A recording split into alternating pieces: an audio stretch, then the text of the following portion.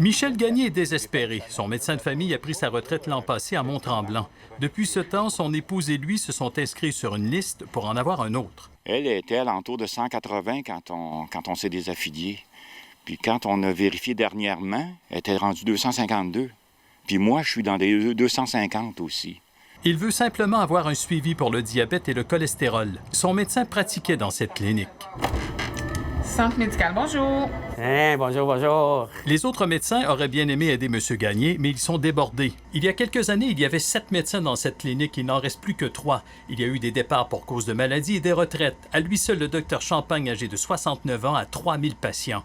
Allez-vous pratiquer encore longtemps?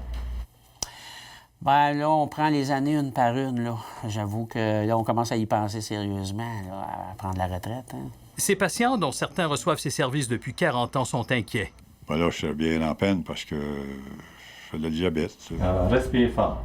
Le docteur Pilon, lui, a 72 ans et 2000 patients. Pour attirer de nouveaux médecins, il leur offrira bientôt un service de radiologie à la clinique. Mais certains jeunes médecins choisissent plutôt de s'établir à environ 30 km de Mont-Tremblant, près de l'hôpital de Sainte-Agathe-des-Monts. Ils sont plus intéressés à faire de l'urgence, de l'hôpital, du sans rendez-vous, des choses un peu plus palpitantes. Dans les Laurentides, le taux d'inscription à un médecin de famille est de près de 80 %, mais environ 46 000 personnes en cherchent un.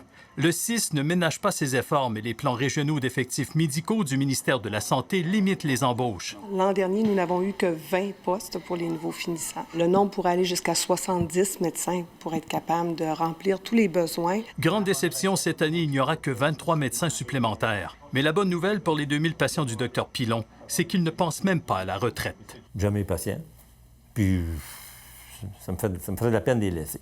Harold Gagné, TVA Nouvelles, Mont-Tremblant.